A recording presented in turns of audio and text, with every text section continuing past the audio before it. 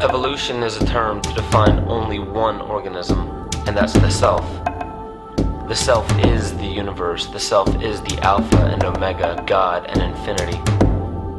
And that's the only thing that evolves, because we are all part of the self. Nothing goes through an evolutionary process alone, or without direct benefit to the whole.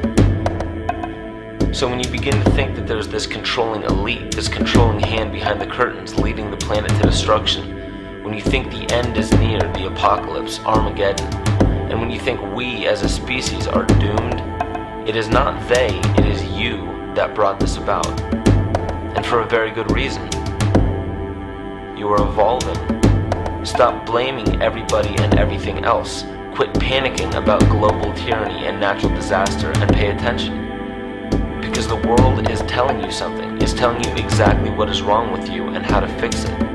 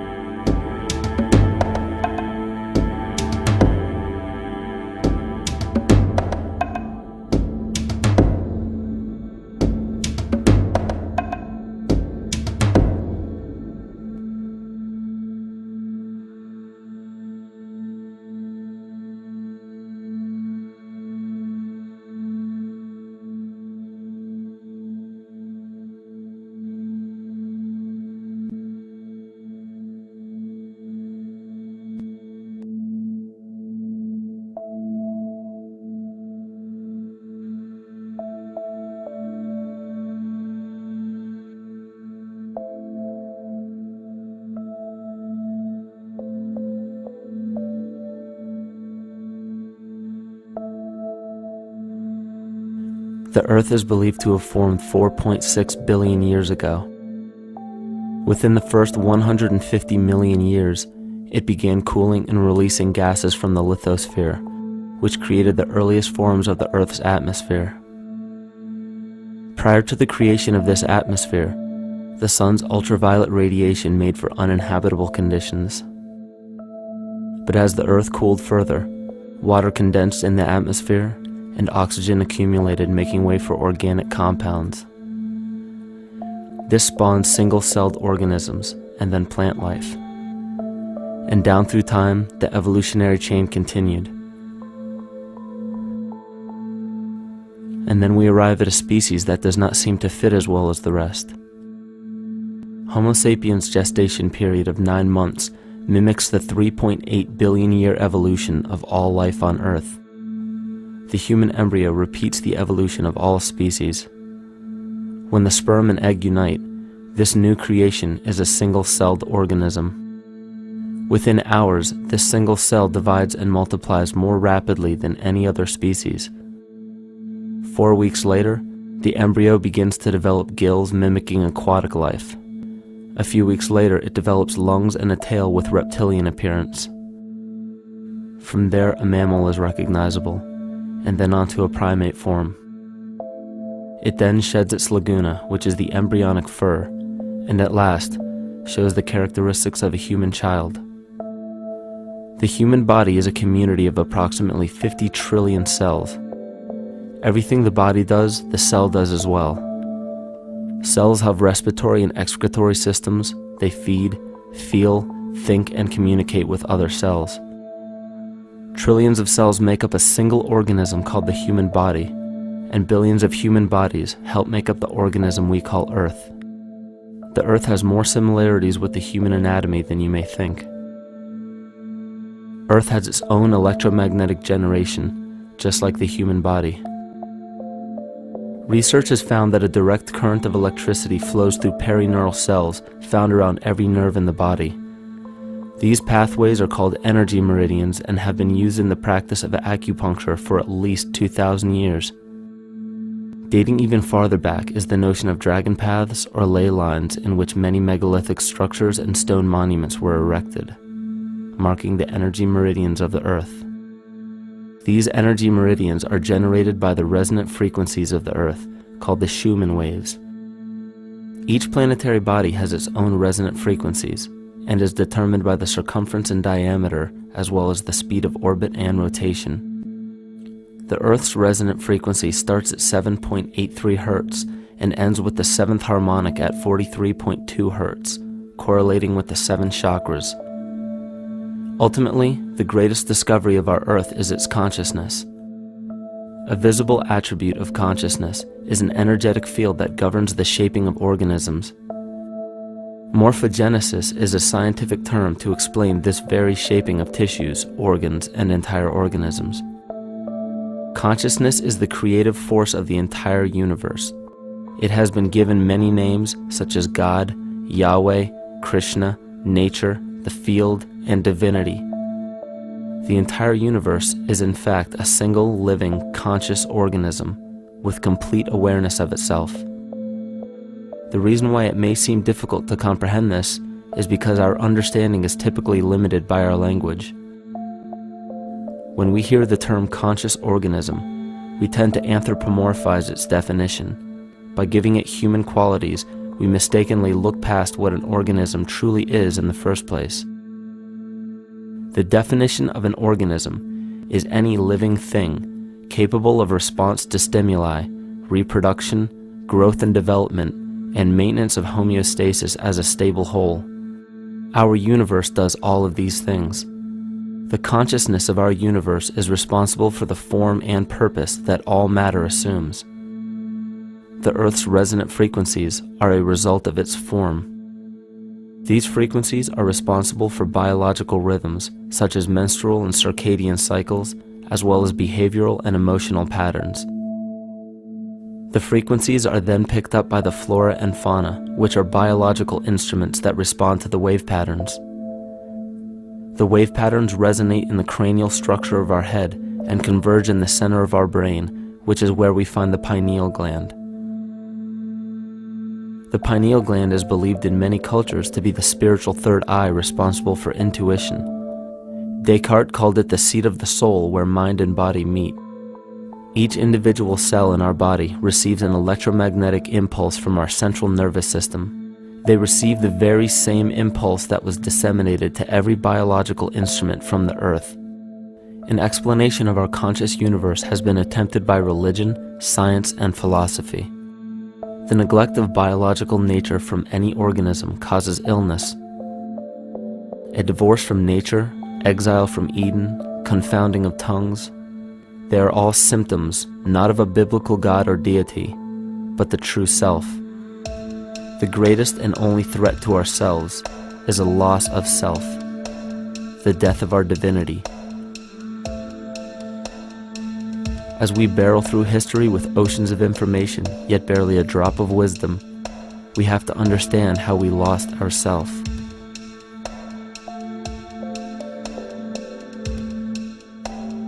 In sacred texts and ancient scriptures left by our ancestors, we find an incredible link between stories of creation, a great flood, the war of the gods, the Messiah dying for the sins of man, end-time prophecies, and similar characters. These correlations show up in myths from cultures that supposedly had no contact with one another due to distance in geography and time. The common thread we find that connects all of mythology has its roots in the stars. One of the most revealing accounts is the battle of the gods in heaven and the ensuing flood.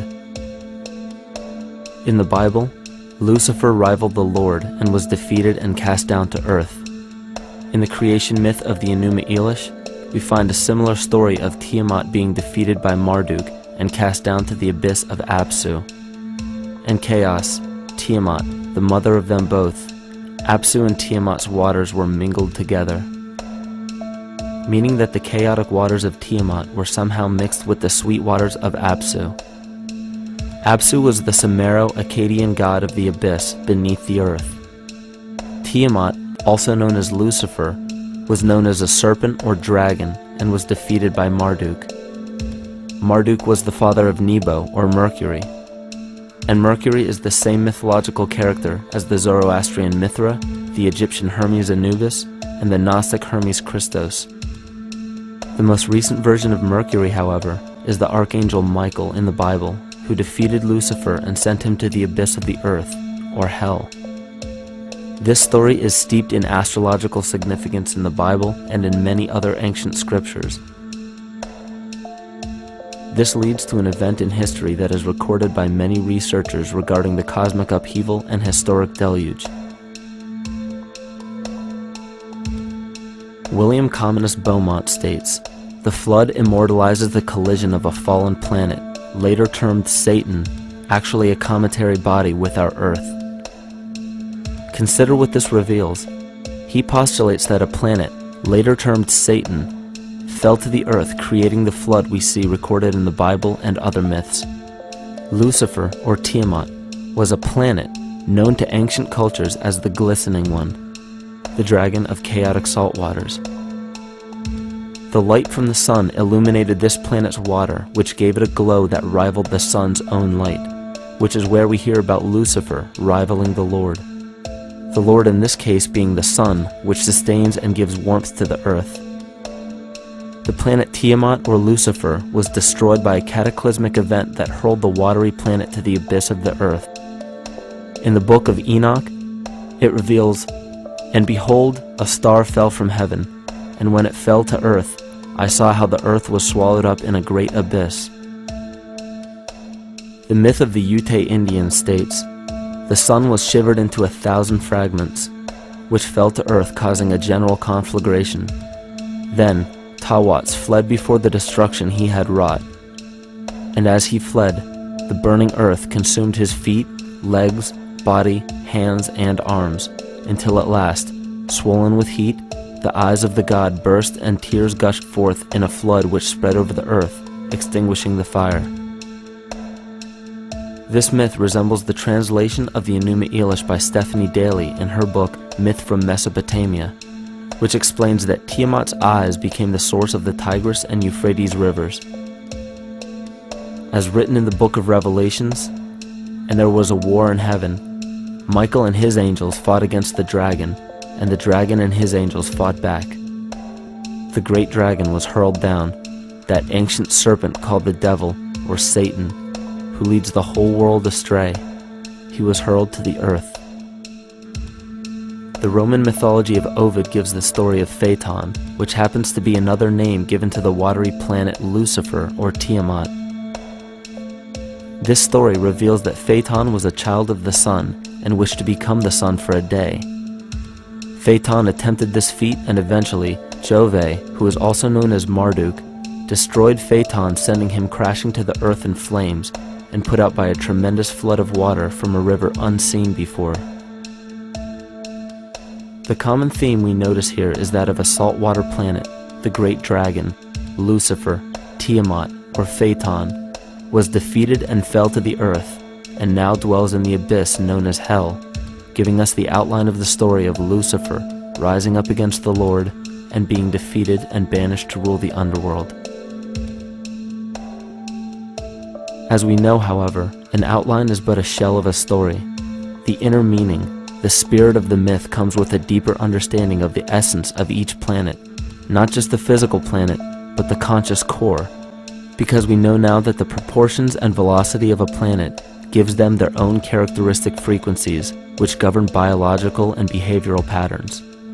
These planets reflect the archetypal psychology of man.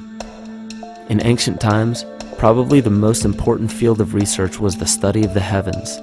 Galactic bodies and their movement through the sky were known to be symbolic of the inner faculties within human consciousness.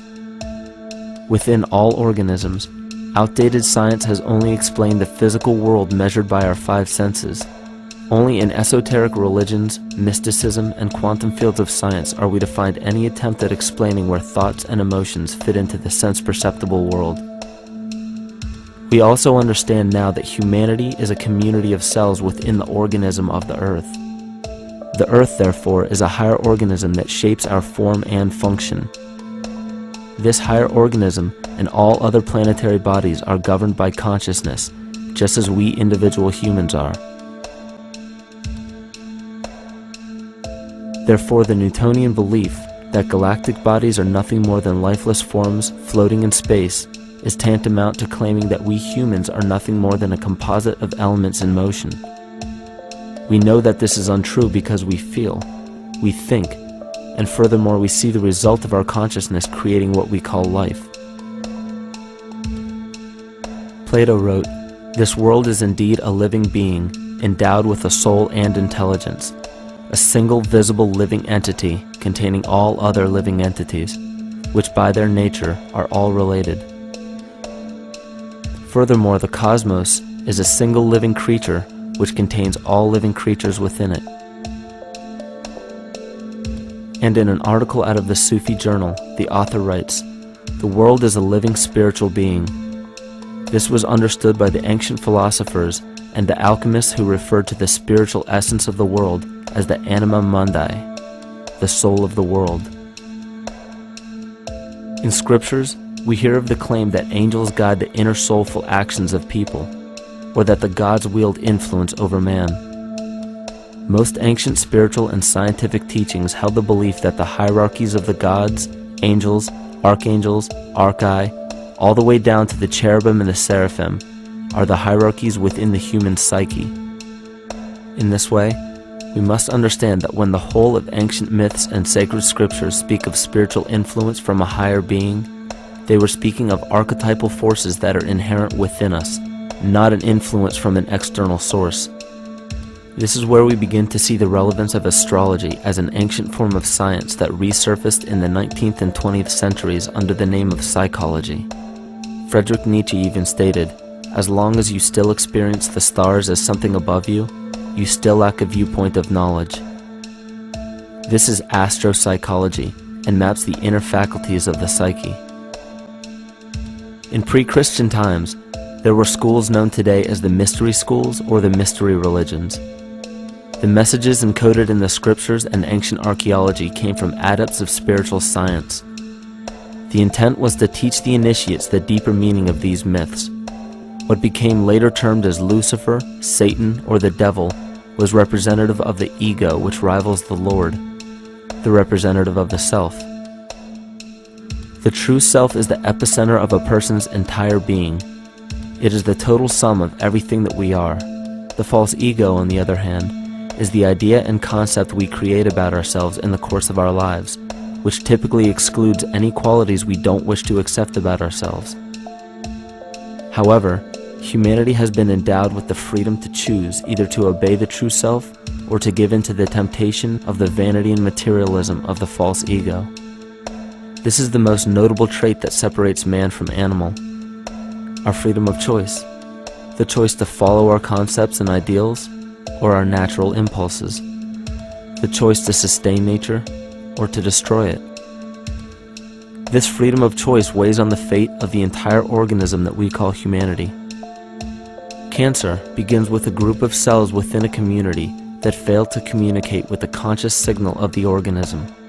Those cells begin to grow out of control and spread to other areas of the organism.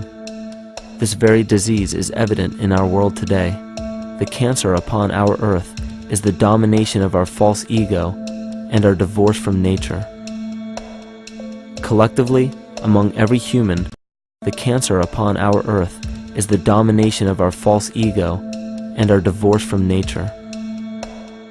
Collectively, among every human, vanity leads to segregation and competition. Competition leads to fear and greed. Greed leads to deceit and immorality. And immorality is the breeding ground for illness, waging war on our earth.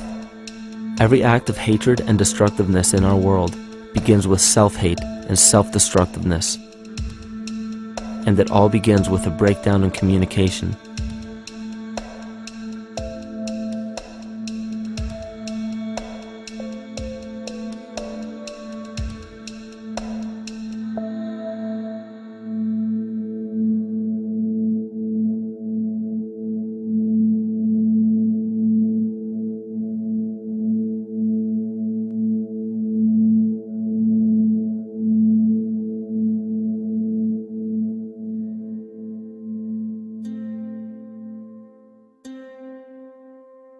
In nature, all that we perceive with our five senses is a result of two fundamental principles. Everything in existence is made of a relationship between vibration and matter. Vibration is a masculine creative force countered by matter, which is a feminine receptive force.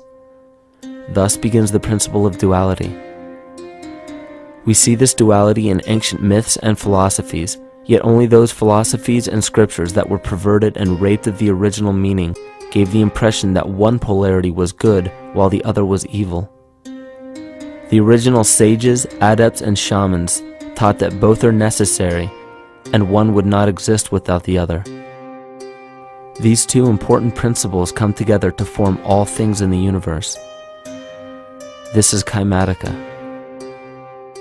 Even language, logos, the communication of any and all things in nature, depends upon this principle. Pete Peterson, in his works Cymatics, The Science of the Future, stated that nature shows examples of Kymatica in everything. This phenomena is found to be one of the prime forces that moves biological evolution along its path. Dan Winter reproduced an experiment to prove that the ancient languages of Hebrew and Sanskrit, when spoken, create a vibratory frequency that moved matter into sacred geometrical patterns. Upon further investigation, Hebrew, Sanskrit, Aramaic, Arabic, and other elder dialects have older roots in a parent language of Gaelic and quite possibly an even earlier origin. In Swami Murugesu's The Science of Mantra, he claimed that when a person chanted specific words in Sanskrit while filming a burning candle, the intensity as well as the color of the flame would change due to the frequency that the word would emit. This same science has been shown to lower and raise blood pressure. And in his own words, certain sounds can affect their circulation and nervous system. Whatever change such vibrations cause extends to the mind of a person and also to the surrounding atmosphere, causing warmth or coolness. All this can be known by study and shown by practice. This rediscovered knowledge of the science of sound shows that sound is something more than mere vibratory signals. Not only does sound interact with life, but it sustains and develops it. It acts as a conduit of conscious intent between people, societies, and entire civilizations. Yet the psychic illness we endure due to the domination of our false ego is reflected in the collective. Our psychological schism has shut us off from communicating correctly with our inner self, which is exactly how cancer cells within the body operate. In the collective, we have created a language barrier between humanity and the rest of nature, acting as a global cancer. Recorded in history, the efficacy of the ancient languages has been severely uprooted. The alphanumeric translation from Hebrew to English shows a complete reversal of the two languages, giving the cymatic effect unnatural results. Dr. Leonard Horowitz stated in his work on DNA, 1/3 of the sensory motor cortex of the brain is devoted to the tongue, oral cavity, the lips, and speech. In other words, oral frequency emissions spoken or sung exert powerful control over life, vibrating genes that influence total well-being and even evolution of the species. A degradation of language in this case is shown to affect biology. If something as basic and important as language can be degraded and devalued to such a degree, yet never questioned, what else might we be missing? Think of an aspect of your life that dictates the limits of your freedom. Government and law enforcement, insurance and pharmaceutical companies, taxes, building permits, driver's licenses, and more. There are hundreds if not thousands of stipulations, regulations, and boundaries on our freedom. And out of the ones that were just mentioned, how many have you researched to find out whether they apply to you or not? Let's look at the forms of law that we currently acquiesce to.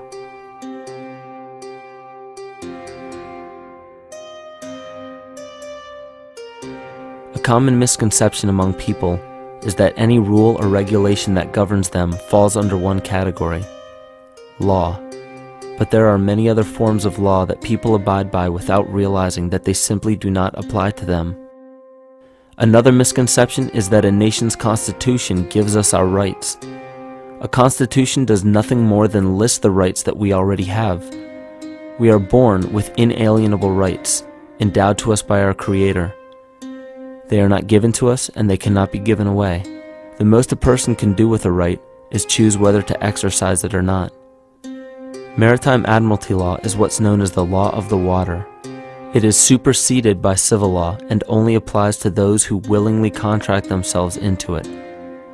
The definition of Admiralty law is a body of private international law governing the relationships between private entities which operate vessels on the oceans.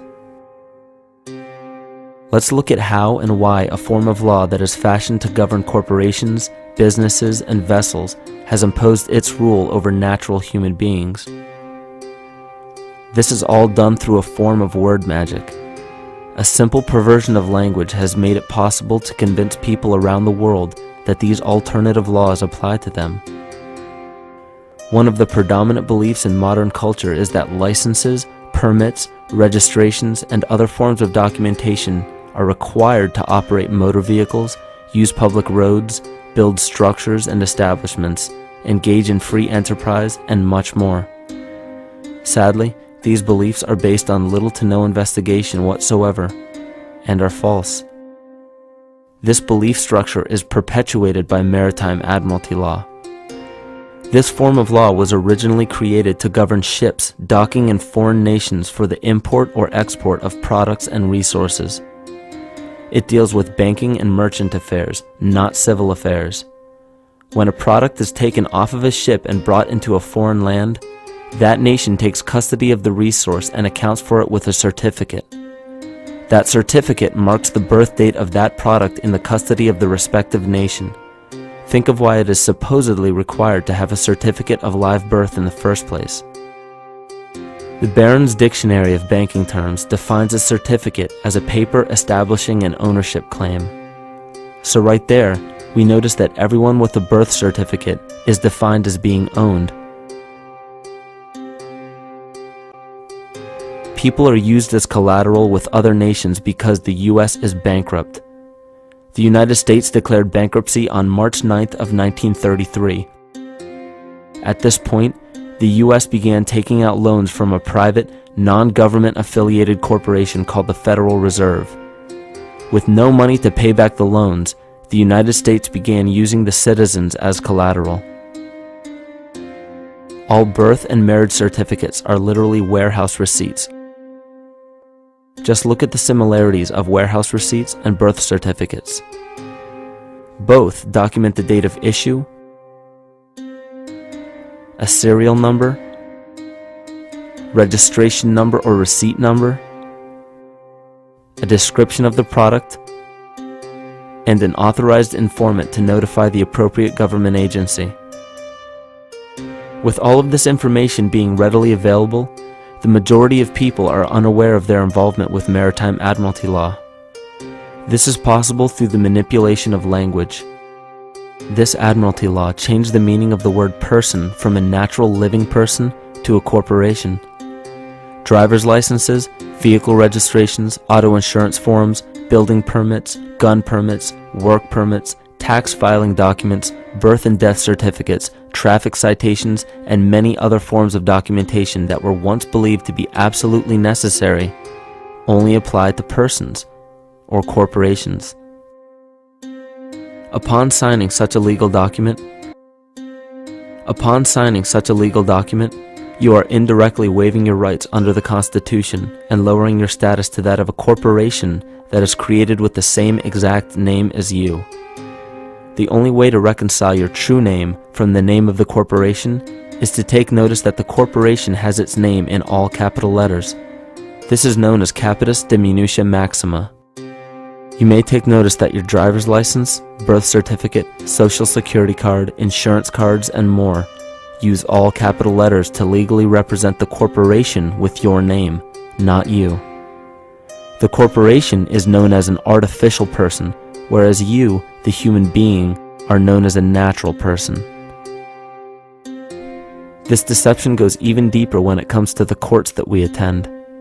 When showing up to court, you will notice that there are seats for witnesses behind a wooden fence or barrier.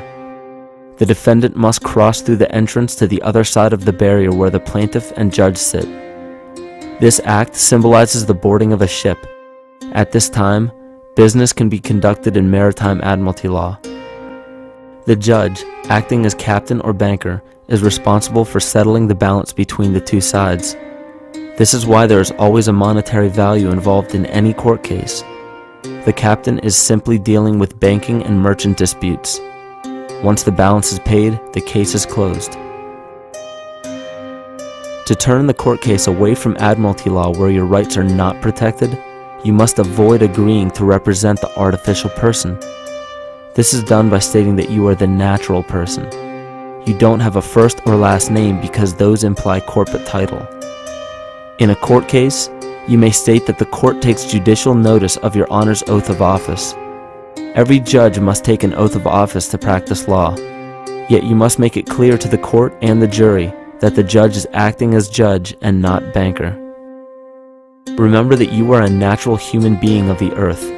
You are not governed by anything but your own consciousness. Laws are created within a society.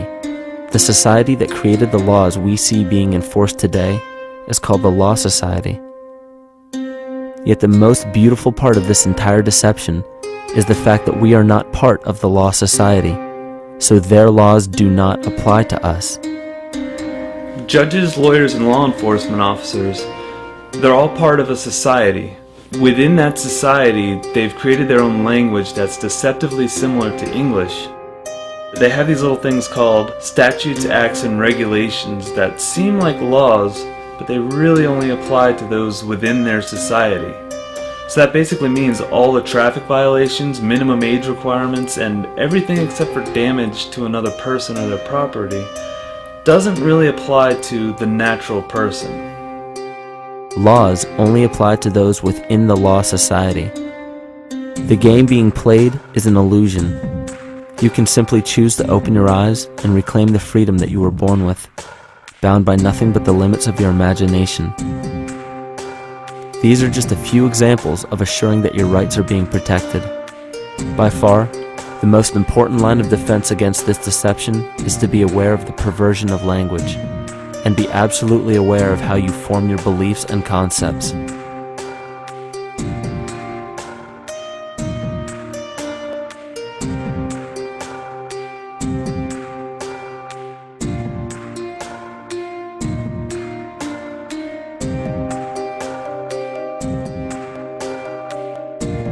In all forms of the perversion of language, there is a mirror reflection of this in the microcosm of the psyche.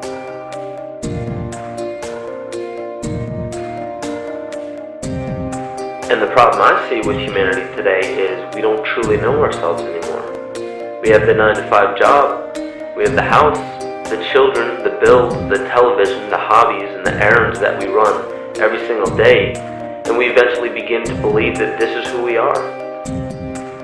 But who are we beneath the job title, beneath the status of mother or father, theist or atheist, Republican or Democrat, black or white, man or woman? Who are we? Who are we deep down inside? We don't know, because every time we hear an answer that we don't want to accept about ourselves, we deny it. We'll pass it off and project it onto somebody else and judge them for it. This is repression. And we see what repression can do to us on an individual level, but what about on a collective level of humanity? What happens when the whole world refuses to see what they truly are on the inside?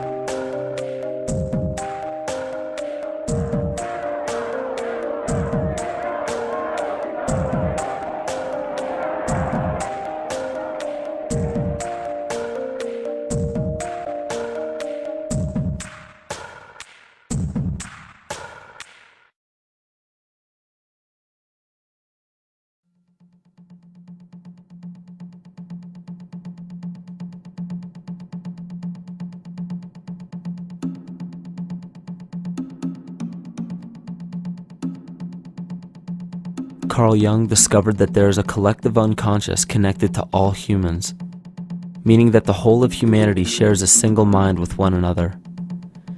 This is evident in the world through accounts of shared mythology and symbols, the study of morphic fields, and with the science of kinesiology. This collectivity is a global example of the unconscious mind of the human body, in which trillions of cells share a similar signal. This parasite, called our false ego, requires a continuous flow of sustenance to survive. Food, fuel, and any other form of sustenance is energy. Human consciousness is an electromagnetic field of energy. When this potential energy is utilized, it then releases kinetic energy, which is used to perpetuate the false ego. This scenario occurs in the smallest parasitic organisms, all the way to a collective organism called humanity. A parasite will release chemicals that cause the host to crave the sustenance that the parasite needs to survive. As long as the host is unaware, it will keep feeding the parasite and starving itself. In a similar way, Wilhelm Reich stated that whole societies suffer from a psychosis caused by starving our organic biological impulses. He states that sexual suppression supports the power of the church, which has sunk very deep roots into the exploited masses by means of sexual anxiety and guilt. It engenders timidity towards authority and binds children to their parents.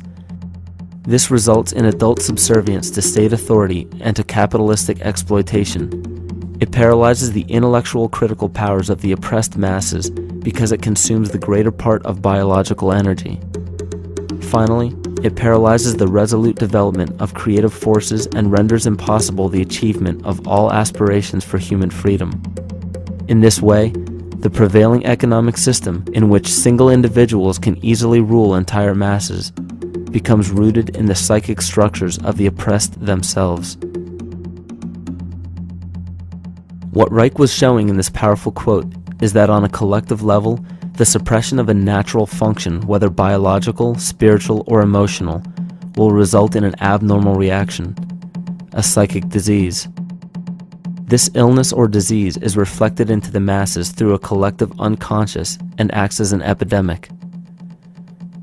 Humanity is plagued with an incapacity for freedom, meaning that people en masse lack the ability to govern themselves on a psychic level, and this manifests in the macrocosm as government and organized religious powers, thus opening the throne, our national and individual throne, to anyone and anything.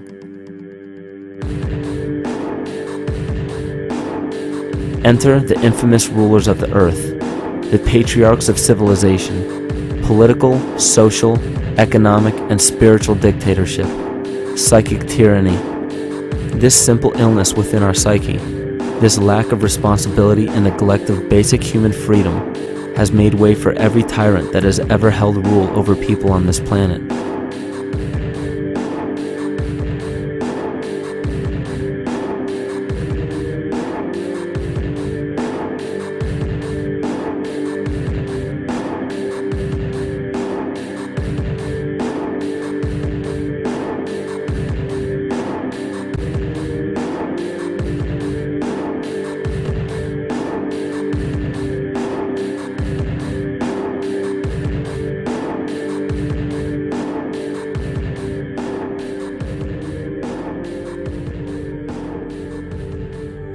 But these oppressive tyrants that are demonized by the masses are no different than us.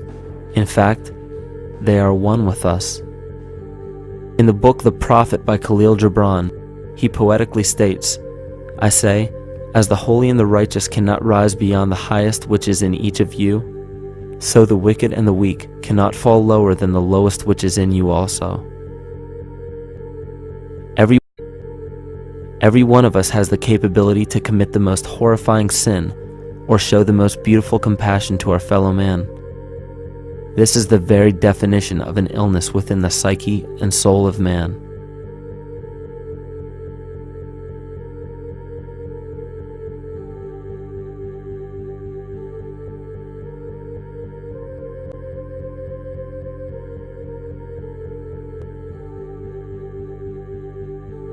Think of any position of power that you believe to be above you.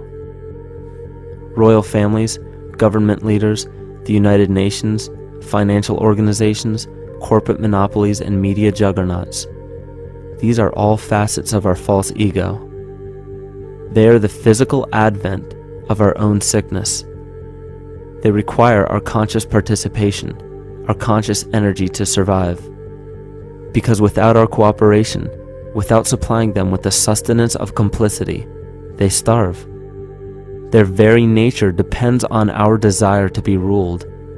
And a typical symptom of the illness among humanity today is our continuous denial of our illness. Repression. We consistently repress those qualities we choose not to accept about ourselves. This is why it is so difficult to see the false ego and its multiple manifestations for what they truly are.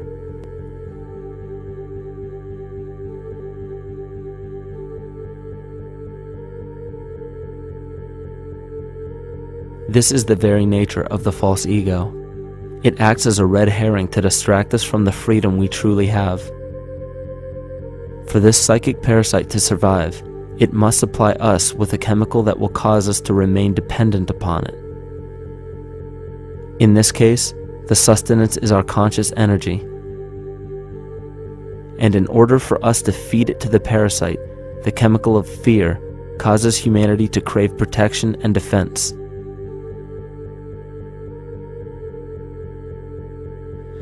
The functions of the body to survive can be broken down to two basic functions for any organism to survive. You have to be able to grow, maintain yourself, take care of your biology, but you also must be able to protect yourself, so that if you're just growing and you can't protect yourself, you'll become food for something else. So the survival involves a balance between growth and protection. Through the history of human civilization and through human evolution, we recognize that our nature is to be in a state of growth, and that our protection is only supposed to be used to, help us out of that threatening moment. You can't be in growth and in protection at the same time. So the significance is, when we see a need of protection, the stress hormones in the body shut off the blood vessels in our viscera or gut, which is the part of the body for growth. Well, the issue is, if you took the blood from the viscera and moved it out to the arms, then you left no blood in the viscera. That means no growth. But you're ready to fight. And when your fighting is finished, then the blood returns back to the viscera and you grow again. But in the world that we live in today, it's 24/7 fear.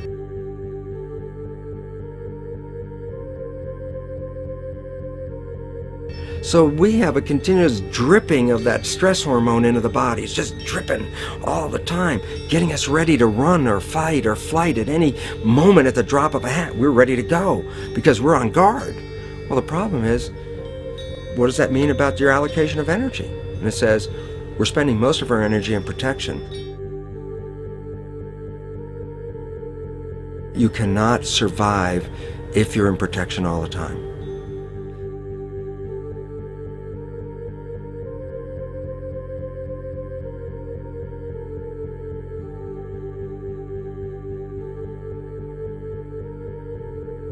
And if the parasite can control the nature of the fear, it can then create a fear among us that only it can defend us against.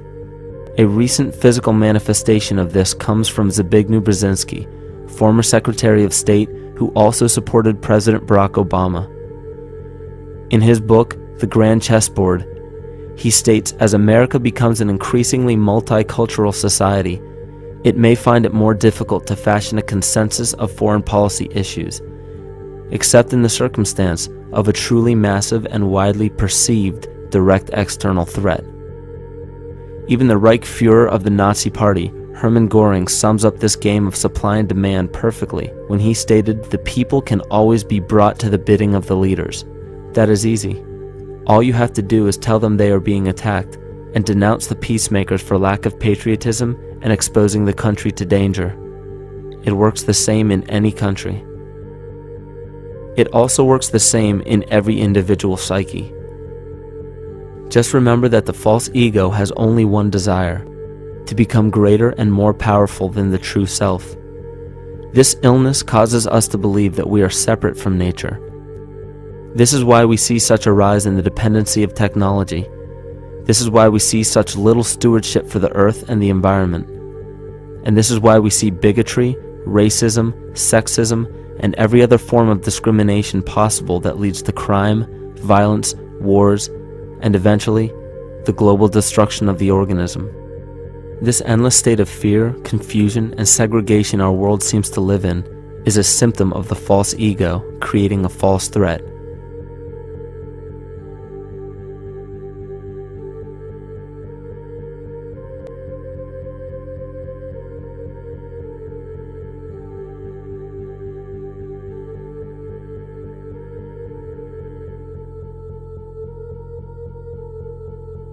many of the United States presidents have blood relations with each other. The Bush lineage has blood ties to a great number of former presidents. George Washington, Millard Fillmore, Franklin Pierce, Abraham Lincoln, Ulysses Grant, Rutherford Hayes, James Garfield, Grover Cleveland, Teddy Roosevelt, William Taft, Calvin Coolidge, Herbert Hoover, Franklin Roosevelt, Richard Nixon, and Gerald Ford. Michael Tsarion points out in his work that Bush is closely related to every European monarch on and off the throne, and has kinship with every member of Britain's royal family. Bush's family tree can be documented as far back as the early 15th century. He has a direct descent from Henry III and from Henry VIII's sister Mary Tudor. He is also descended from Charles II of England. And we also find that George W. Bush is a direct descendant of Godfrey de Bouillon. Godfrey was the first king of Jerusalem after he recaptured it from the Saracens, which was the name for the Islamic faith during the Middle Ages. It is interesting to note that the current occupation of the United States in the Middle East was re-established by the same family, George Bush Sr. in 1991, and again by George Bush Jr. in 2003. George Bush Jr. is then found to be a cousin to both opposing candidates of his 2 terms in office, Al Gore and John Kerry. Democratic President Barack Obama also has blood ties with George W. Bush, as well as Gerald Ford, Lyndon Johnson, Harry Truman, James Madison, and the British Prime Minister Sir Winston Churchill. On the opposing side of the 2008 presidential ballot, John McCain is descended from Robert the Bruce, King William I of Scotland, and also Godfrey de Bouillon. Probably one of the most interesting facets of the bloodline relations is the fact that the whole British royal family has descent from the Muslim prophet Muhammad through the Arab kings of Seville. This bloodline was passed through the kings of Portugal, Castile, and eventually down to King Edward IV. And this is a very, very different story from what you hear the media pumping out every day, being this idea of lineal superiority. It's completely debunked according to the foremost authority of aristocratic lineage, Burke's Peerage. And this just goes to show that there's the true story, and then there's the manufactured illusion, the front that's given to the public.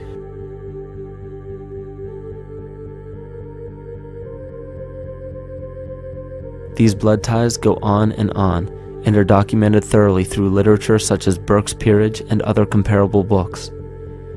The point of all of this is that we find not just the same people, but the same intent within the people who have held high positions of monarchy, dynasty, aristocracy, and democracy in the past and present, and they are all related by a physical and symbolic link. This bloodline carries the symbol of our illness.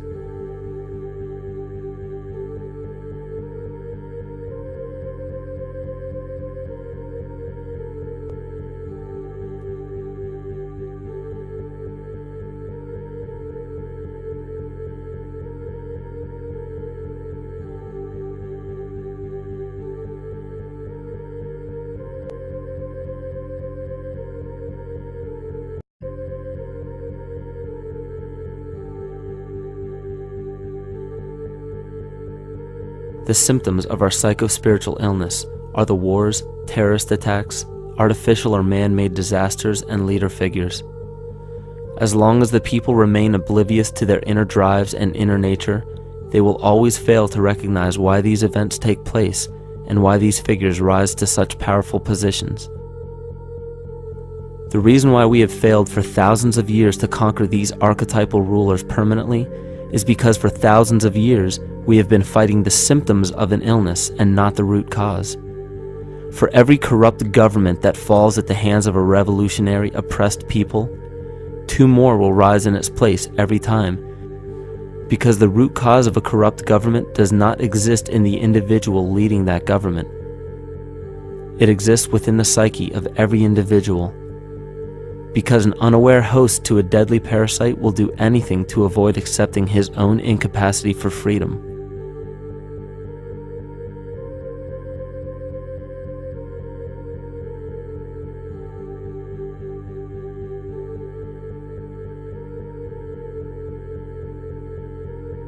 We are so bereft of sanity in this world that those few who simply stop projecting onto others and begin facing their own demons are seen as neurotic. An article written in the 1950s states that studies showed that individuals who had been isolated from their familiar social and cultural environment became neurotic. This shows that when those individuals had no object to identify their darker emotions with, they began to see these things in themselves, that which they refused to recognize before, and were unaware of why they appeared and how to cope. Facing our true inner self is virtually unknown in our world today. This is why no matter how many civilizations rise and fall, it is our collective consciousness that creates our governing apparatus, not individual people.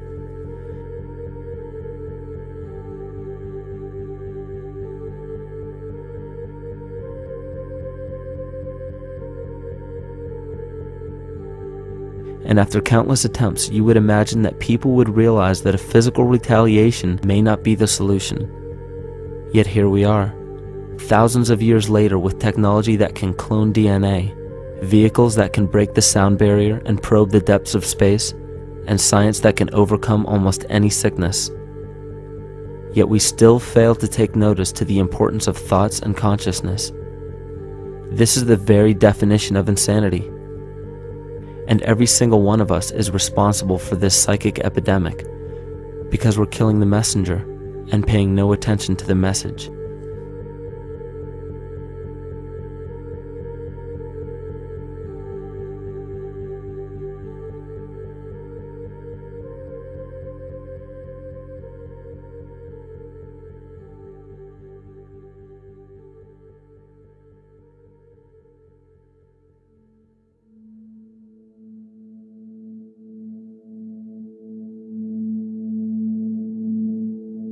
During the 1990s, 3 Nobel laureates in medicine advanced research that revealed the primary function of DNA lies not in protein synthesis as widely believed for the past century, but in electromagnetic energy reception and transmission. Less than 3% of DNA's function involves protein manufacture. More than 90% functions in the realm of bioacoustic and bioelectric signaling. So why is it important to know that DNA functions in bioelectric signaling? HeartMath Institute has discovered the heart and brain maintain a continuous two-way dialogue, each influencing the other's functioning. Although it is not well known, the heart sends far more information to the brain than the brain sends to the heart, and the signals the heart sends to the brain can influence perception, emotional processing, and higher cognitive functions. The heart also generates the strongest rhythmic electromagnetic field in the body, and this actually can be measured in the brainwaves of people around us. We are quite literally an electromagnetic expression of our highest cognitive function. The behavior of electromagnetism is evident throughout the world as dualism. All matter contains a negative and positive charge, which means organisms are built upon this foundation. The natural homeostasis of any organism is a balance of both polarities. Furthermore, research on emotional energetics shows that the heart's field is a carrier of emotional information and a mediator of bioelectromagnetic communication within and outside the body. Research shows our heart's field changes distinctly as we experience different emotions. It is registered in people's brains around us and apparently is capable of affecting cells, water, and DNA studied in vitro. Fear. The chemical supplied by a collective parasite creates a distinct bioelectric signal given off by the host. This signal is disseminated to the organisms within our community and will grow outward through the entire organism unless it is counterbalanced by an opposing force. Dr. Fritz Alan Popp discovered that the cells in our body communicate through biophotons, which are tiny particles of light that are single units of an electromagnetic field. This communication system within our body also exists between people in what's known as morphic resonance. This was known by the shamans, sages, and adepts of antiquity. These teachings were commonplace in prehistoric cultures. It wasn't by sheer chance that artistic expression and rituals were the cornerstone of every ancient civilization. Art was used as a personal method to exercise the shadow content of the psyche and introduce it to the conscious mind. This was very literally viewed as psychic therapy. Ritual was based around astrological dates. As we've learned, the study of the stars and planets reflect our own astropsychology. The shamans would perform rituals on astrological dates that would correlate with a circadian rhythm or a psychological cycle. These rituals kept the human participants aware of their inner self and prevented the repression of psychological content. As long as people were facing their inner demons and accepting them as their own, they were not collectively projecting them into the physical world. If you bring forth what is within you, what you bring forth will save you. If you do not bring forth what is within you, what you do not bring forth will destroy you. The progeny of our psychological disease began growing rapidly after a series of catastrophes forced the collective into a somatic state of fight or flight. This lowered the immunity of the population by introducing a state of immense stress. Our body becomes more susceptible to illness under stress. In this manner, humanity fell ill when entire bodies of land were swallowed up by the floodwaters. This uprooted many tribes, chiefdoms, and civilizations from their homes, and their ritual practices that were used as a conduit for psychic wellness were put on hold in order to survive the catastrophe and seek new homes. The shamans were spread to many new areas of the world. This information has been suppressed. We are made to believe that advanced civilizations such as ancient Egypt and the Mayans of Mesoamerica came about with no prior rudimentary remnants or evidence of evolving intellectual artifacts to bring them to their peak. We are meant to believe that their incredible knowledge of mathematics, astrology, agriculture, economy, polity, and architecture came out of nowhere. This leads many researchers today to the understanding that the origins of these civilizations have been suppressed. Not surprisingly, the force that has guided the suppression of this knowledge comes from the exact bloodline of the political and religious leaders stated previously. These are some of the notable book burnings and suppression of important texts in our history.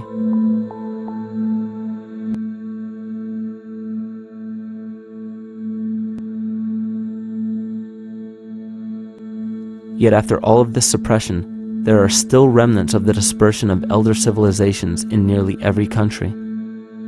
There is tremendous evidence of ancient cultures visiting North America long before the conventional belief of European colonization.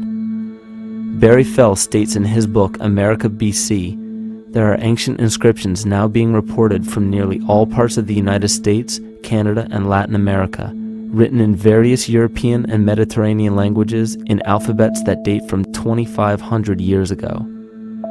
William Commonus Beaumont wrote, "The Toltec and Maya civilizations never originated on American soil, but appeared there full-blown, with a well-defined art and system of hieroglyphic writing which possesses affinities with Egyptian." It is found that there are thousands of prehistoric sites across New England and several other northern states showing inscriptions, carvings, and mounds created by Druidic mariners as far back as 800 BC. To suppress this information further, it was not only imperative for the bloodline to burn the documented texts containing true historical information, but to wipe out the cultures that derived from these ancient shamans. The most devastating genocide ever endured was and still is the annihilation of shamanic tribes. We've lost our traditional roots and don't know about ritual. The dragon dances and the ghost dances of the Native American Indians, what do you think that was all about?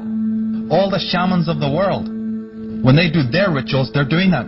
Their work, harmonically through dances, is to strengthen the immune system of the earth. But they've been all murdered. So that was why in the 17th century, exactly the same period I'm talking about, there was an all-out agenda that when you come across indigenous people, you annihilate them. Columbus was sent on his expedition along with agents of the crown to disrupt the lives of the natives and seize mineral resources. He visited every island in the Caribbean, depleting the gold and taking as many slaves of the native Taino tribe as possible. 5 million natives were murdered within 3 years, according to Leah Trabeck. Within 15 years, the Arawak tribe of 250,000 was completely wiped out. The population of the United States prior to European contact was greater than 12 million. 4 centuries later, the count was reduced by 95% to 237,000. From 1494 to 1508, over 3 million people had perished from war, slavery, and the mines. Who in future generations will believe this? I myself, writing this as a knowledgeable eyewitness, can hardly believe it. My eyes have seen these acts so foreign to human nature, and now I tremble as I write. Another agent of the false ego bloodline was Hernando Cortez, who decimated the Aztec tribe and plundered their mineral resources. This again was the case through Cortez's second cousin, Francisco Pizarro, who conquered the Incan Empire in Peru. These atrocities are seen throughout Africa, New Zealand, New Guinea, East Timor, and are still seen today in Canada. This was a deliberate attempt to bury any surviving remnants of the ancient world and our true history.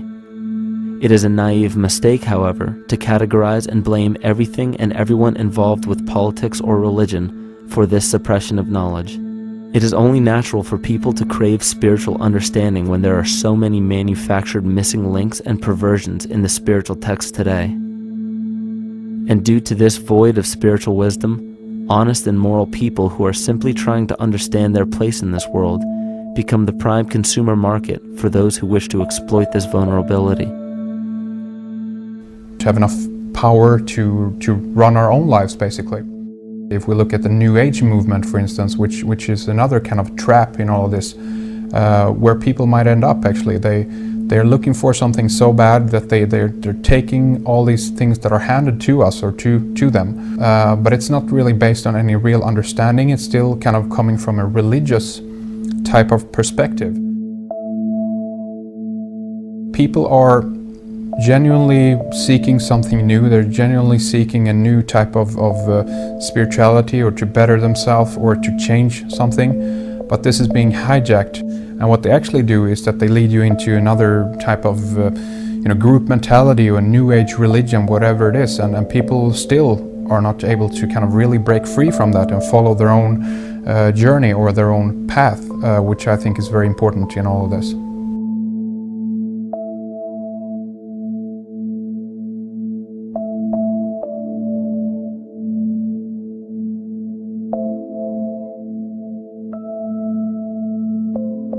In the pre-Christian era, there were several cults of incredible power, most notably the stellar, solar, Saturnian, lunar, and mushroom cults. It is simple to see that worshippers of the lunar goddess comprised of the lunar cult. The worship of sun gods were indicative of the solar cults. The Saturnian cult, which consisted of Phoenicians and Canaanites, worshipped El or Eli. The biblical exodus of the Hebrews from Egypt showed that they entered Canaan and merged the lunar cult of Isis, the solar cult of Ra, and the Saturnian cult of El to form Isis, Ra, El. Israel. The old Israelitish cult and mythology, the Yahweh worship, the patriarchal legends, the sojourn in Egypt, and so on, are rooted in the religion of the sacred fungus, developed from the underlying fertility philosophy of the ancient Near East. The Jewish mitre, Muslim turbans, and military berets are derivations of the symbol of the mushroom cult. One of the first and most prominent, however, was the stellar cult, and a number of these ancient cults were created for shamanic purposes and earthly stewardship, yet some were taken over with different intentions. Just as you would imagine in any establishment of power, smaller cults formed within the main cults to worship individual deities. The cult of Mithras and the cult of Dionysus are two examples. You still today can see the Mithraic or Phrygian cap on the symbol of the seated Liberty Dollar, the coat of arms of many countries, the reverse side of the flag of Paraguay, the seal of the United States Senate, and even involved in the solar cult holiday that we now call Christmas. In the cult of Dionysus, many festivals were celebrated, such as the Greater Dionysia, celebrated in Athens around the spring equinox. The foremost event in this festival was the Thymelic contest, in which poets, musicians, and entertainers performed in an open-air theater. Musicians did not have to pay taxes, and members of the Artists Guild did not have to participate in military affairs. The cult of Dionysus is still alive to this day as the entertainment industry.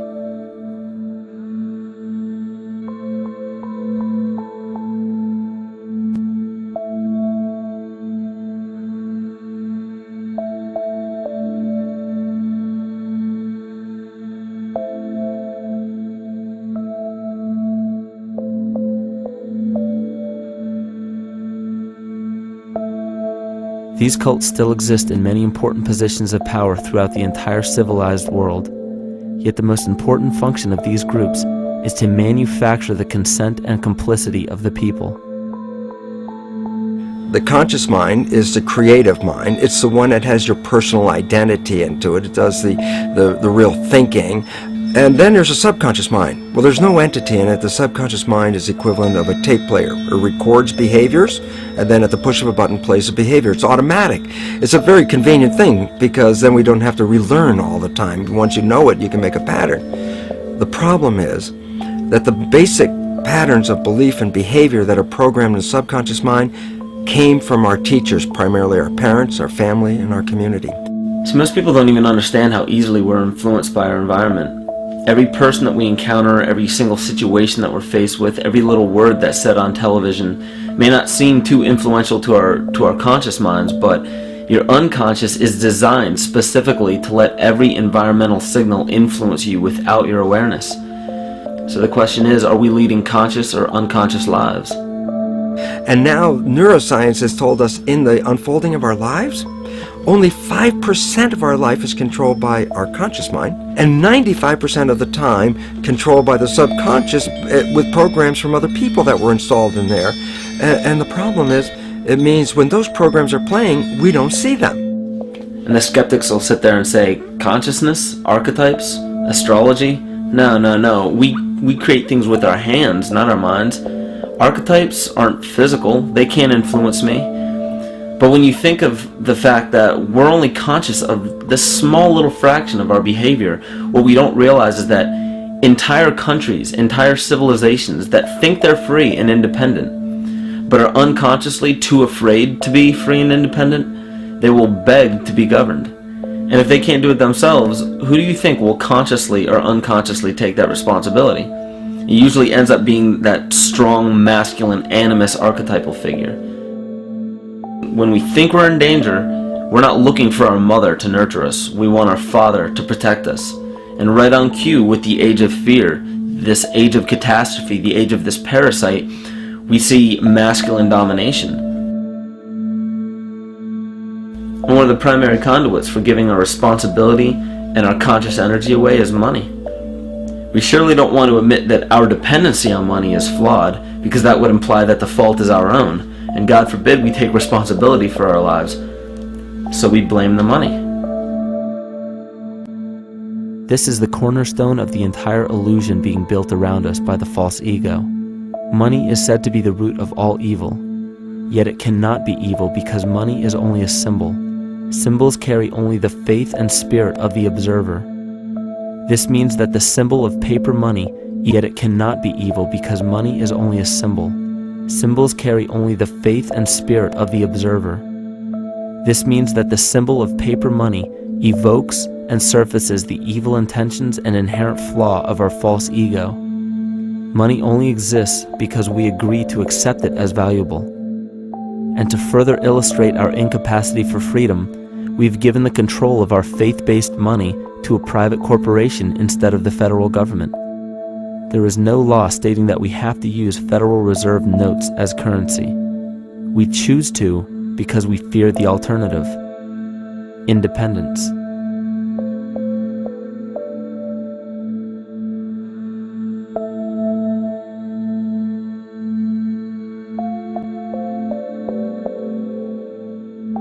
But it's not even really about money, it's about energy, because money is simply this material thing that allows billions of people to crave just one thing and put their energy into the same thing.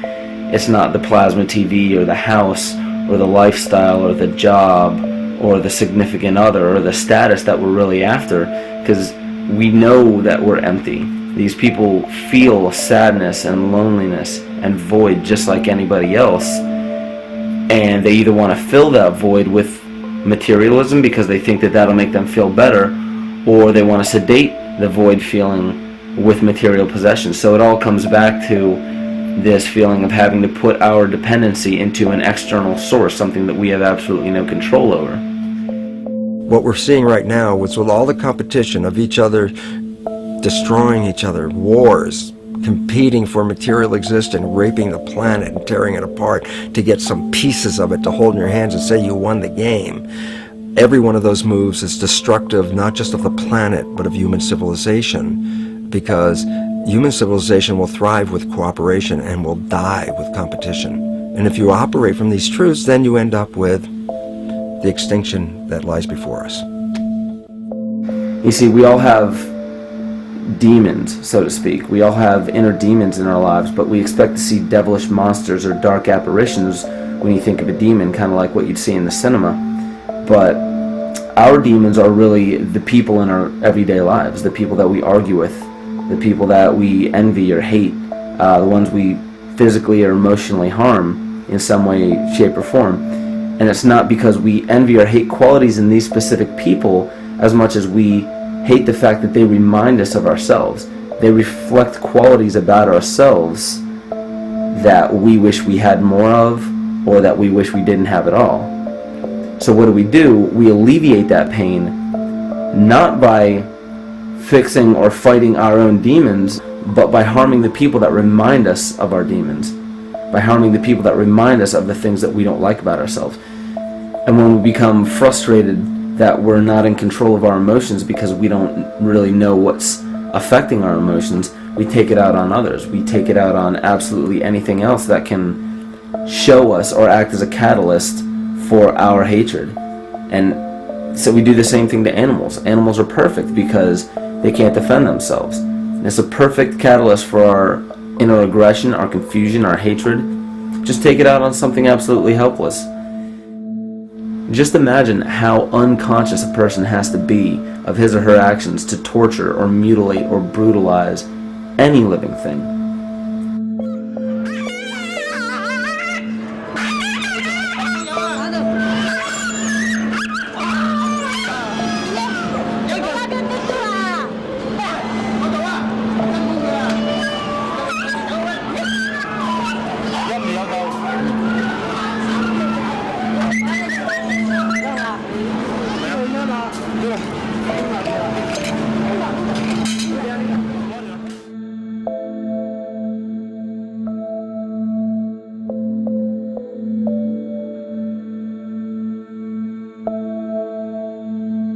It goes down and he'll be here and we can, ouch, Ooh, he bit you. bit of his tail. Is it common with your kids maybe? He's a big guy. That's a real. Think of the lack of compassion you must have towards life in general to be able to feel no semblance of sympathy towards entire populations, let alone just individuals or individual animals, entire populations of species that are bred specifically for the purpose of commodity. But I'll tell you what's even more dangerous is not so much the people carrying out this cruelty, because that's already been established. That form of hatred and cruelty has already been established and it's already known. What I'm really worried about is the people who are against inhumanity, the people who are against animal cruelty and feel self-righteous enough to think that it's justified to inflict harm or even wish harm on these people. Because those are the people who take unconscious cruel behavior to a whole new level of conscious cruel behavior that's perfectly acceptable in their minds, because they feel that it's their job to bring other people to justice, like they're an authority figure of some sort. Those are the people who will have a much harder time figuring out why they harbor so much inner hatred and resentment. They don't seem to realize that it's just another form of the same exact hatred. So to keep from facing our inner demons consistently, what do? When we begin to realize, hey, wait a minute, maybe it's not alright to inflict harm on any other living thing, then the ego has to come up with a more esoteric form of cruelty to trick us into displaying the same form of self-hatred, the same indignant attitude, but just in another way and towards another group of people. But the emptiness will always find a way back in, and people will always start to feel restless again, no matter how many times they transfer blame to yet another person or yet another group. We need chaos in our lives. We crave destruction. We beg for catastrophe. Because if we don't have these things to act as a form of exorcism or a catalyst for us, we start to notice these things in ourselves, and that's what we don't want. You see, we can deal with wars. We can deal with terrorism. We can deal with stock market collapse and economic collapse. We can deal with these things. But once we start to notice this chaos within ourselves, that's what we're really afraid of. We'll take 1,000,000 September 11ths over one moment of true insight towards our self-hate.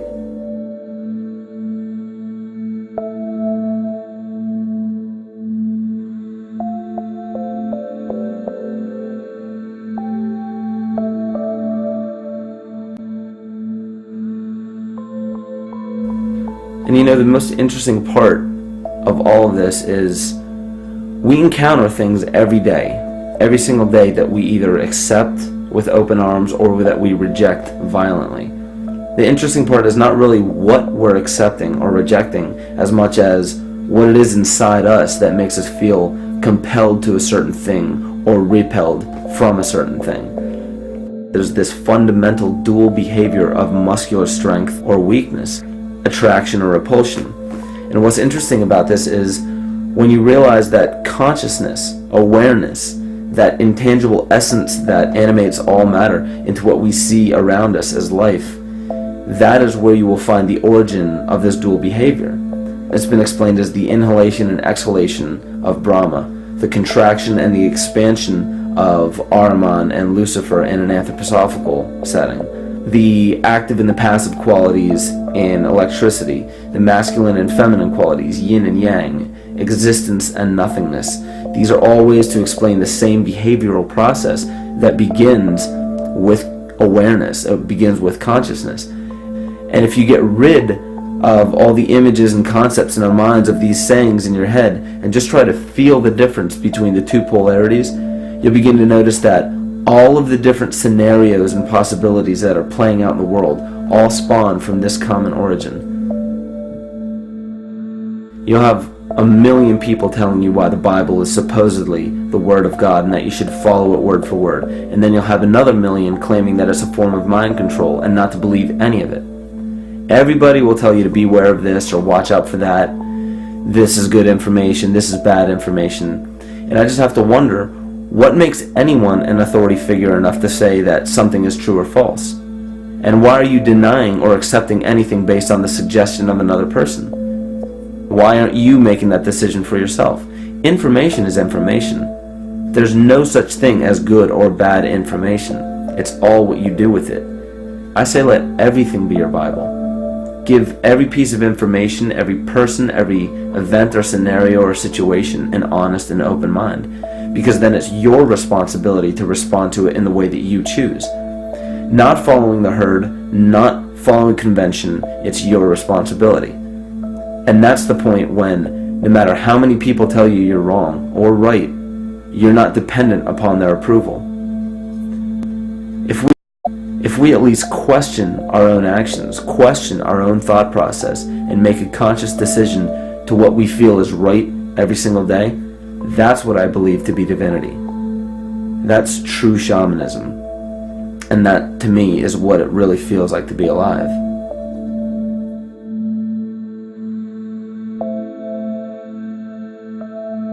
In this conscious, living universe, there are no laws of nature, just habits. There is nothing external to the universe to enforce a law upon it. The illusion of a fixed law of nature is only the result of there being no need for that habit to be broken. When habits need to be broken to ensure the survival of the organism, we see this event in nature and call it evolution. The collective mind shapes our evolution. And a great example of this is the experiment done by John Cairns in 1988. His team put lactose-intolerant cells in an environment with only lactose for food. Under a law of nature, every one of these lactose-intolerant cells would have died. But surprisingly, they all survived. Every one of them understood the problem that they were facing and replaced the defective lactase enzyme with a functioning one to utilize lactose for food. If a cell has the ability to decide how and when to evolve because it's facing extinction, then anything can. The existing beliefs are that a human body is a biochemical machine controlled by genes, and therefore the behavior, emotions, and character of our biology, our health, our lives, are controlled by genes which we don't control. So this is what we taught people. You're a victim. Genes control your life. You didn't pick them. You can't change them. The genes you end up with program what's going to happen. My experiments on stem cells, which I started in 1967, I'd isolate one stem cell, put it in a petri dish, and then it would divide every 10 hours. So I took all the cells, split them up into 3 groups, and then just put them in 3 petri dishes. And then I changed the growth medium, the constituents of the environment, in each of the 3 dishes. In one dish, the cells form bone. The second dish, they form muscle. And the third dish, they form fat cells. What controlled the fate of a cell? And the first thing you have to say is, well, wait, they were all genetically identical when they were put in a dish. So obviously the genes didn't control it because they all had the same genes. What was different was the environment. And all of a sudden in my career, it said, oh my gosh, here I am teaching genes control life, and the cells are telling me genes respond to life. And since you can control the response, you can control your life. It's how you read the environment, how your mind perceives the environment. And if you understand this, then you could lead yourself to the most wonderful expression on this planet, to be fully alive and fully healthy, just how you respond to the world.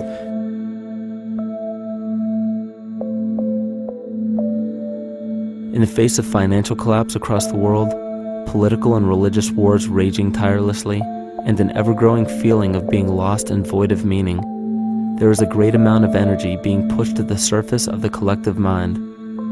Evolution does not come about gradually. It happens in spurts and fits, and comes about due to a tremendous need for the organism to survive.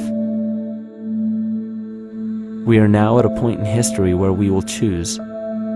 We will choose to become sovereign or remain dependent, to face our true self or continue fighting a ghost, to become well or allow this disease to grow, to live or to die. The choice is yours.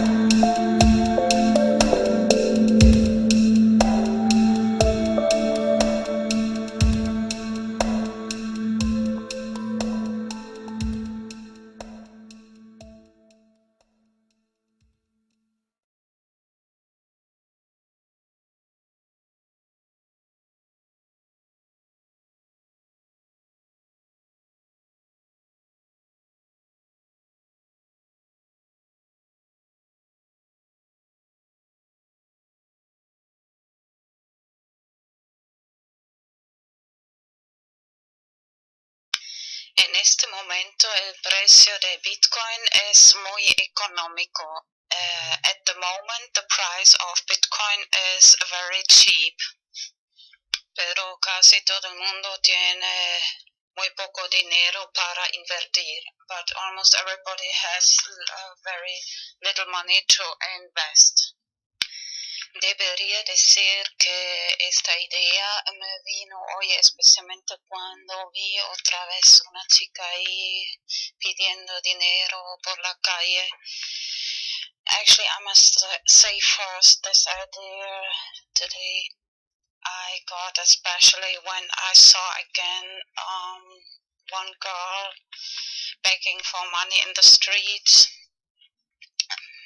Me gustaría ayudar, pero yo tampoco me sobra mucho el dinero.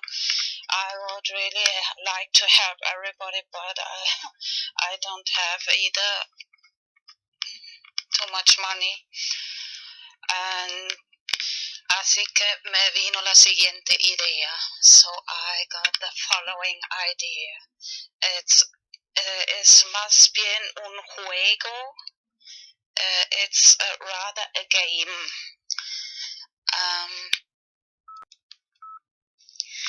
Lo que es muy importante, elegir un monedero de Bitcoin que solo tú misma tienes la llave privada.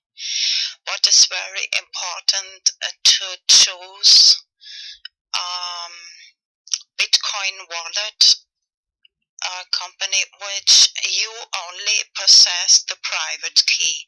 For example, blockchain.info. Por ejemplo, la empresa blockchain.info. Luego imprimir en papel la llave privada y también guardarlo tú mismo. Then to print in paper the private key and of course save for yourself that private key. Bueno, ya estamos imprimiendo, imprime por lo menos 10. So now we are already printing, so at least print 10 directions, 10 direcciones. Luego pones algo de Bitcoin, una cantidad, lo que te da la gana en esta dirección. Then you put some Bitcoin, the amount, whatever you want, and that in these directions. Y la próxima vez que sales de casa ya tienes algo que dar a los que están ahí pidiendo por la calle.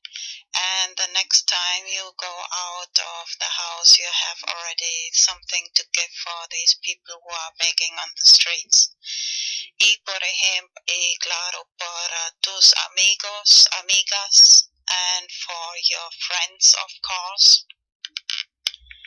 Eso da motivación a la gente para aprender Bitcoin y this gives motivation for the people to learn about Bitcoin. Y la parte del juego consiste en lo siguiente, and the game part consists in the following. Explicas a la gente, mira, esta es la clave privada, que es la clave secreta. You explain to the people, look, this is the private key, which must be secret. And you have it, and me, and explicas, esa persona y yo mismo la tiene. Y antes pensaba en 5 años, pero luego cambié un poco de idea de hasta 4 años. First I thought of 5 years, but then I changed my opinion to 4 years, later explain.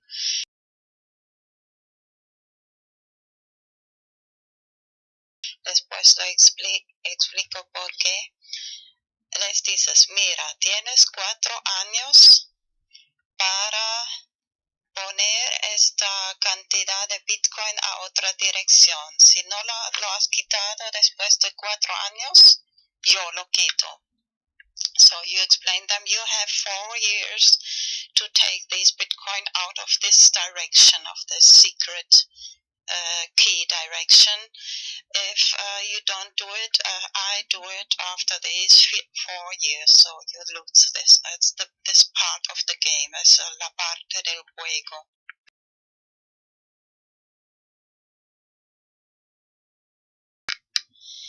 He creado este hashtag BTC4 para hacer hacerlo un poco popular.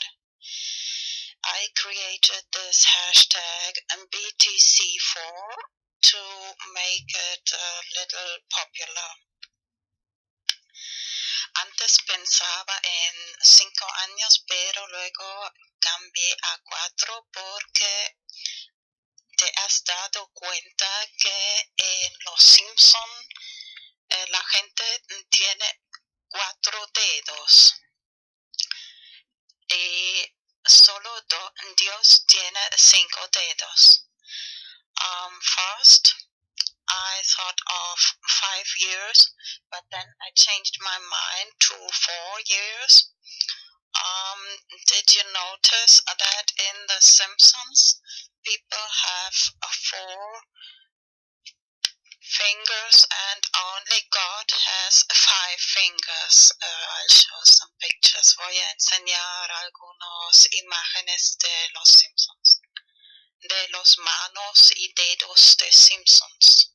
Some pictures of the hands and fingers of Simpsons. Pero antes quiero recordar que es muy probable que en también 4 o 5 en los próximos años el valor de Bitcoin puede subir mucho. Just want to remember before that the price of Bitcoin, the value of Bitcoin can rise very much in these next years. Así que si solo pones una cantidad pequeña, más tarde puede ser de gran ayuda. Even if you just put a little small amount, later it can be big help. No solo para, bueno, es un juego. Si la persona lo quita antes de 4 años, es para esta persona, si no, es para ti, si te recuerdas y guardas bien la llave privada. So this is the game part. If the person takes the money out, it's for that person. But if they forget it after these 4 years, you can take it out. And it can be really... Bueno, imprimir también la llave pública y la llave privada. Y si, por ejemplo, okay, first translate. Print not just the private key, but also the public key. Así que si, por ejemplo, explicas a la gente, mira, si alguna persona quiere enviarte Bitcoin, pero tú no tienes ninguna dirección, así que puedes dar esta llave pública a la persona. Mira, muy bien, la llave pública, no la llave secreta. Das a esa persona o cualquier persona y te pueden enviar Bitcoin a esa dirección. So remember, the public key you can give to anybody, and if somebody wants to send you some Bitcoin and this person doesn't have any, so you have already this public address where they can send you Bitcoin. ¿Qué es Bitcoin? Bitcoin es la primera moneda digital descentralizada. Los Bitcoins son monedas digitales que puedes enviar a través de Internet. Comparado con otras alternativas, Bitcoin tiene numerosas ventajas. Los Bitcoins son transferidos directamente de persona a persona a través de la red sin pasar por un banco u otro intermediario. Esto significa que las comisiones son mucho menores, puedes usarlo en cualquier país, tu cuenta no puede ser congelada y no hay prerequisitos o límites arbitrarios. Miremos cómo funciona. Los Bitcoins son generados en todo Internet por cualquiera con un programa gratuito llamado minero de Bitcoin. Crear Bitcoins requiere una cierta cantidad de trabajo para cada bloque de monedas. Esta cantidad se ajusta automáticamente por la red para que los Bitcoins siempre sean creados a un ratio predecible y limitado. Tus Bitcoins se guardan en tu billetera digital, que te resultará familiar si usas banca digital. Cuando transfieres Bitcoins, una firma electrónica es añadida. Pasados unos minutos, la transacción es verificada por el minero y es almacenada permanente y anónimamente por la red. El software de Bitcoin es completamente abierto y cualquiera puede revisar el código. Bitcoin está cambiando las finanzas de la misma manera que la web ha cambiado el periodismo. Cuando cualquiera tiene acceso al mercado global, florecen grandes ideas. Miremos algunos ejemplos de cómo los Bitcoins están usándose hoy en día. Puedes comprar videojuegos, regalos, libros, servidores y calcetines de alpaca. Existen varias casas de cambio donde puedes intercambiar tus bitcoins por dólares, euros y más. Los bitcoins son una gran forma para que pequeños negocios y autónomos reciban publicidad. No cuesta nada empezar a aceptarlos, no hay cargos o comisiones y recibirás negocio adicional de la economía bitcoin. Para tus primeros bitcoins y más información, visita weusecoins.com. Bueno, ahora voy a enseñar algunas imágenes de los dedos de Simpsons. Now I'll show some pictures of the fingers of Simpson. The 4 fingers, los 4 dedos y 5 dedos de Dios. The 4 fingers and 5 fingers of God of Simpsons.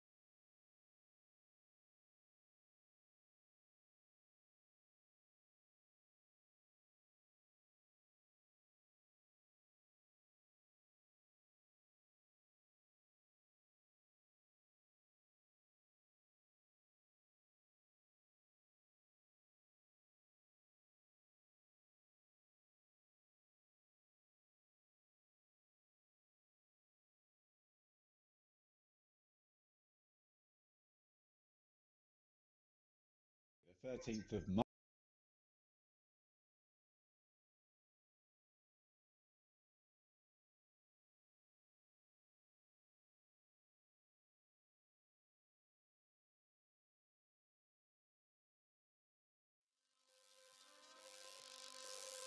Right now, there are more people on the internet than there were on the planet in 1960. We're raising money. And it's easier to be discovered than ever before. It takes a full team to make each one of our videos. But the internet needs better software to help us reward one another for our work. Advertisers value you differently. They say that 1,000 of you is only worth $6. Any help is very much appreciated. Please fund this project. We need your help.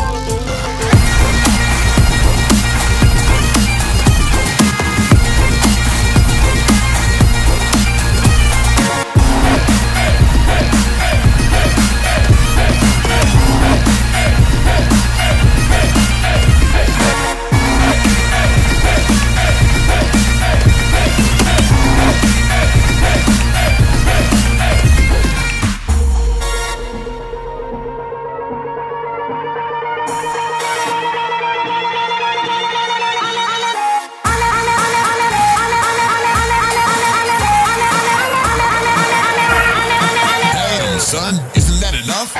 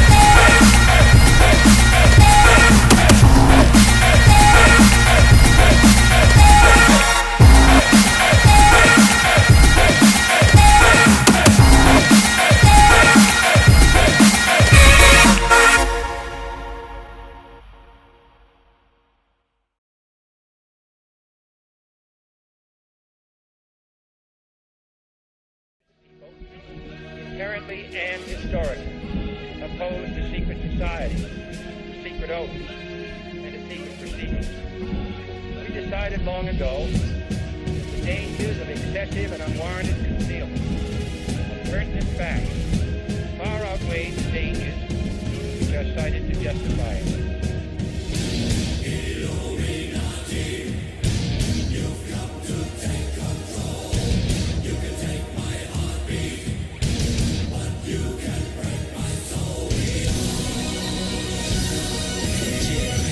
Face the facts, join our hands, make a stand. It's time to gather plans, get the shot, take the chance. Till there is no one left, stay correct to the death. They can't ever break a freedom, we will never let it. The corrupt politics is killing the system. Cynicism is it, and it's everything that you witness. They tell you what to think, make you believe that they're the realness. They feed us full of lies, and yet we always forgive them. Huh? It's all conspiracy, and if you feed it into it, you're the puppet. The government's pulling strings from above you. It's time for the introduction to truth. Let's start a movement. We've all been brainwashed. They believe that we all are stupid. We believe in what we see and whatever our ears are hearing. But if you look close, listen, gather your own opinion, you'll understand all the lines and what's between them. This world is not your oyster. This world is a fucking prison. Come on.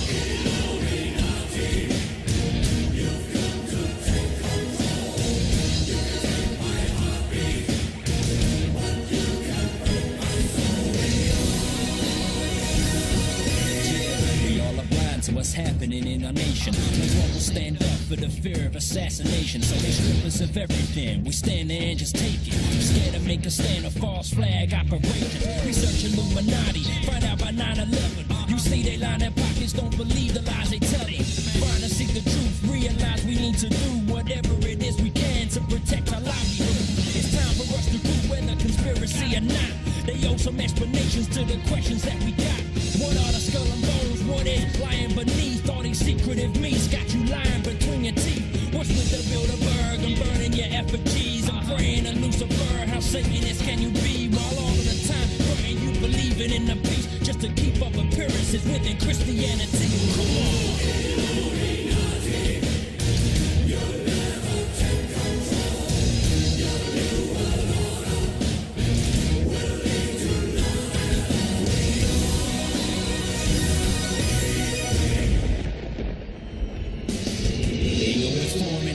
Stay strong. They try to shut us down or turn around, let us storm them. We got the warnings, let us march from the morning through the night. We gon' fight and close the eye and overthrow all these damn secret societies. Why we gotta stand